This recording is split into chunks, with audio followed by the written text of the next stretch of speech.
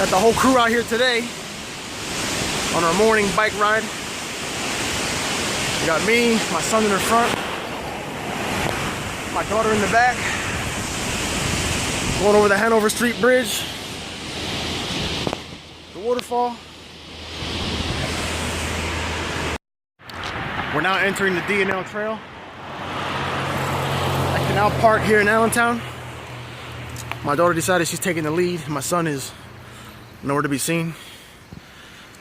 So let's keep this moving. It's not easy to do this with one hand and try to catch up to her because I can't change my gears. So she's beating me right now. All right, we just entered Canal Park. That's pretty much it. My son is still not anywhere to be seen. And my daughter, she's wobbling, looking like she's getting ready to lose control. Stay to your right, sweetie. There you go. Don't go in the grass now, just stay to your right. Stay to your right. You got it. Yeah, we just entered Canal Park. We're not actually officially on the trail. I guess we are on the trail, but we're not on the actual trail. This is just one of the roads that takes you to the parking area before you get on the trail. We're a little bit closer. One under the small bridge where the trains go over.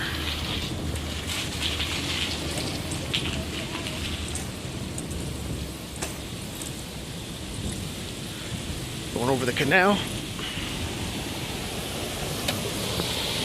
A couple kids died in here, I say about 10 years ago. I want to say rest in peace to them, to the kids who died in that canal. Okay, we are now officially entering the mighty D&L Trail. We're going to be taking this ride into Sand Island, where me and my kids usually go on the weekends. we ride the trail on the Sand Island Park, where they take a little break, eat some chips, donuts, have a little fun. All right, we decided to stop and take a break. My daughter's getting a little hot. She's gonna put her coat in my book bag. And it turns out my son wasn't in front of us. He was behind us trying to play a little joke, I guess. What happened? I'm not in this video. Yeah, you are. See, he don't want to be in the video, but he's here. He's here. We're coming up on this small loading dock. Some kind of a loading dock here that goes out into the water.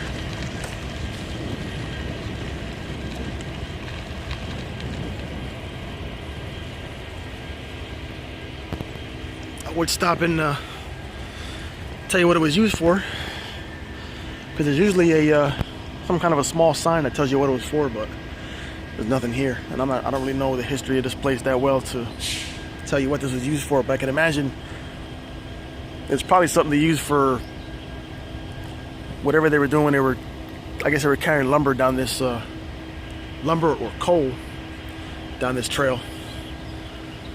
Or it could be something that's new that they just built for somebody who wants to go fishing, I don't know. But this is one of the spots here.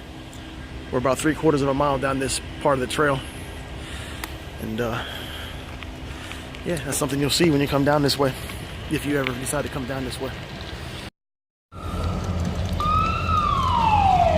If you look to my left, you'll notice you'll see the Norfolk Southern trains coming through here.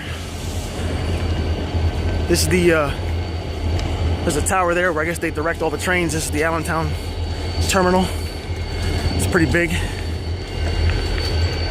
But you'll hear the trains on your left-hand side. You got the Lehigh River on your right. You got the canal off to your left, separating you from the train. And besides this little bumpy, I wouldn't even call that a hill. Then you hit the second one here coming back up. This trail is actually pretty smooth. I mean, it's not really, going to Bethlehem, I would say, is it's a pretty smooth ride, I guess. It's not really, you don't go up any kind of hills. They don't take much effort to pedal through here. Now on the way back, you might feel a slight incline on the way back, but it's not really much to notice to really get you tired. But it's pretty smooth. It's kind of effortless driving through here. I would say anybody can come through here. Usually in the morning you see a lot of bicyclists. You have a lot of people coming through here jogging and running. It's pretty quiet through this area. Once you get towards the middle between Allentown and Bethlehem, you really don't see much activity. But when you get closer to Bethlehem is when you start seeing a lot more people. But the trail's never really too clogged up to ride comfortably. It's pretty good. People usually follow the rules, or I wouldn't say rules, but they follow the rules of the trail, I guess. The kind of common sense stuff that when you see somebody coming, you stay to your right. You gotta watch out for people coming up behind on your left. And they're usually pretty good at warning you that they're there, so. Okay. There's two of us. Have a good day. You too. See, there's an example right there how people are pretty courteous. They let you know when they're coming. Try to prevent any accidents. So it's pretty decent. I've been to other trails here in the Lehigh Valley where there's so many people running that you really can't have a good time on your bike, you know, because there's always somebody in the way. People with their kids walking across the trail, they don't move out of the way for you. But this trail's pretty nice. Gotcha.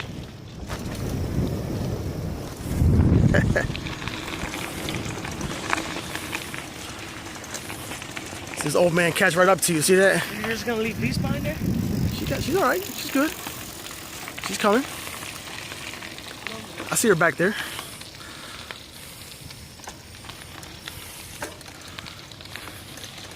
It's my son trying to play it all tough, like he's trying to ride all quick. And then he gets tired and slows down. And then we catch up to him anyway.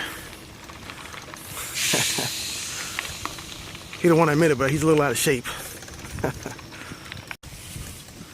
But we're getting deep into the canal now. Pretty soon we're not going to see the trains anymore. And this is going to turn into the nice dark trail. It's a nice day too. It's not real. It's only about 65 degrees. It's the first Saturday in September. Usually it's pretty sunny at this time of the morning. And you see a lot of painted turtles and radiator sliders sitting on all these logs on the edge of all these, on the edge of this whole canal here. But this morning, there's nothing out here.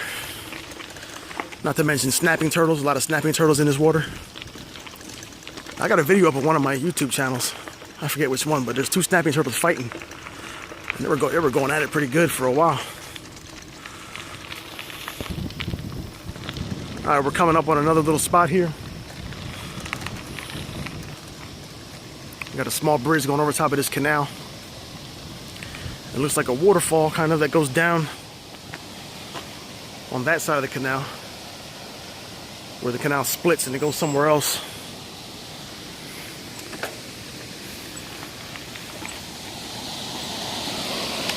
It looks like it goes back around and comes underneath this way. Some kind of a dam they have there blocking the water. And there's actually a little podium here that tells you what it was used for. You can pause this and read it for yourself, if you can read that small. Okay, I'm going to give you the short version of what this thing is. I already read what this was about. But I guess at some point early in time, when the boats were coming through on that side of the canal, they would alert the guys down here to lower the lock, lower that so they can come through, and the water would.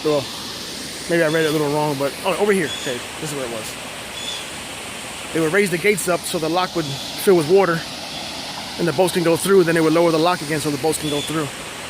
So it's kind of like a barrier, I guess, to keep boats from coming in and out. And they would let you through as they wanted to let you through. That's pretty much what this is. Pretty interesting. It still wasn't real clear on what they were bringing through here. I just kind of skimmed over it real quick. Maybe I didn't read it right, but Yeah, it doesn't really say what they were bringing through here, but again, probably coal and lumber. Probably the main thing they brought through here. I lost my kids. Now I gotta catch up.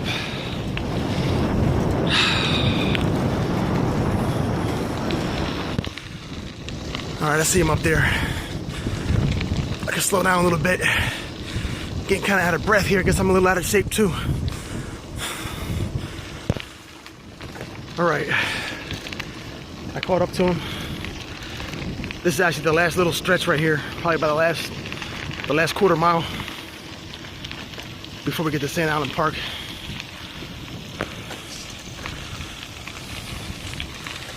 Got a parking lot here. Go straight, Angela, don't go that way. There's a lot of stones over there. A lot of stones over there. It gets tiring. That's why we go straight now. Pretty sure he got it though. He'll be all right. Yeah, like I said, it gets a little more congested here. There's people jogging, people fishing. It's not that bad though. Whew. Catching up to these guys got me a little winded.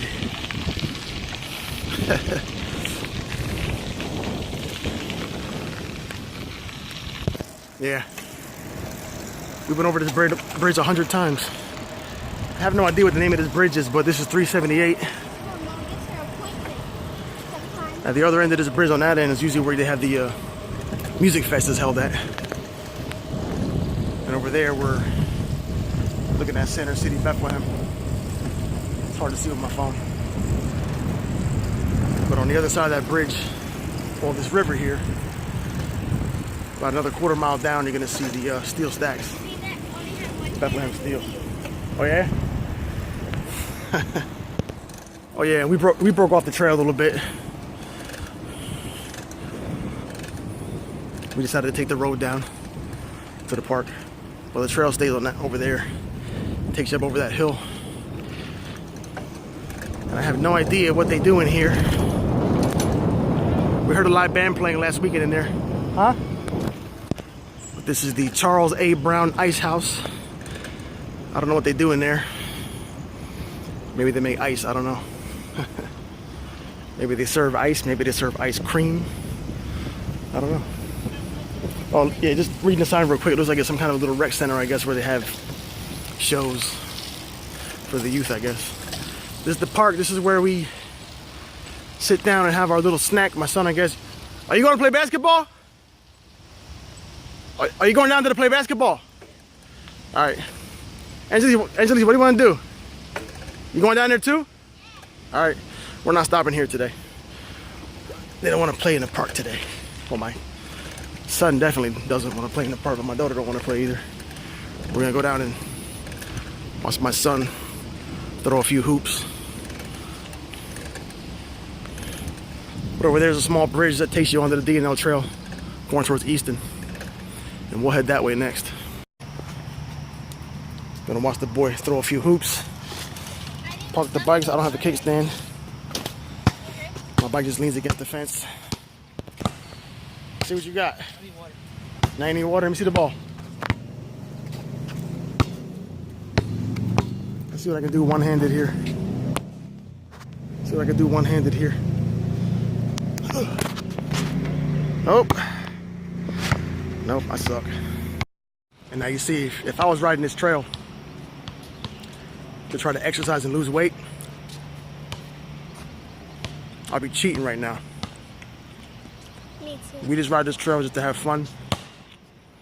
And then we stop and eat our donuts.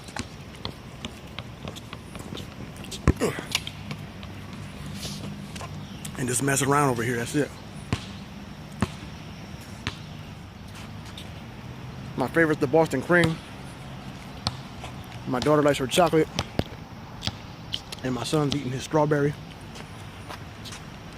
Whoops. I said whoops. I'm gonna give him a pass on that one because he was up until like 3 o'clock in the morning playing video games. So that's why he's tired. That's why he's a little off today. After about 3 or 4 shots, he gave up He's gonna eat his donut too. Everyone else is eating He donut. can't resist. Huh? Everyone else is eating donut. Might as well.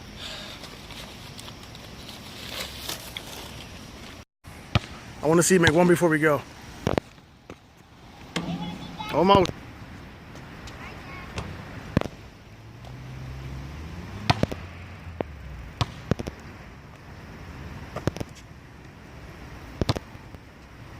Yeah, finally. And now it's stuck. Here, I'll tell you what. Why don't you take the phone and videotape me? I want to share how high I can jump. Hold it. Move back so you can see. Turning up, start. Oh man, can still jump. Oh. No.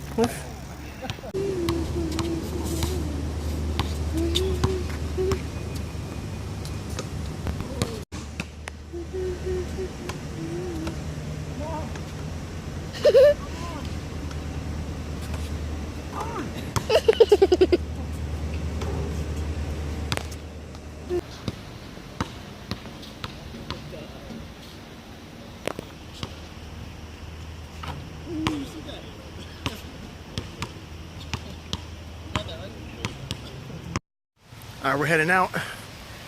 I just got whooped in basketball by my son. I made a few easy shots. But if you want to stay on the D&L trail, you're gonna come over here to this part of the Sand Island Park. And there's a small bridge you go over. And once you make it over this small bridge, there's another lock over here on the left-hand side. Then you continue down the trail. This is the D&L trail. This takes you all the way into Easton. And it's like another 9 miles, I think, from here to Easton. And we're not gonna take that today. We're gonna go back home because we got some stuff to do a little later on. So we're gonna head back home and hopefully enjoy a nice ride back. And I hope you guys enjoyed the video of the little tour of this section of the D&L trail. And this is JT signing off. And I'll see you next time when probably me and my son will be heading back that way. And we'll be taking that ride to Easton. Let's see who makes it back first. Come on.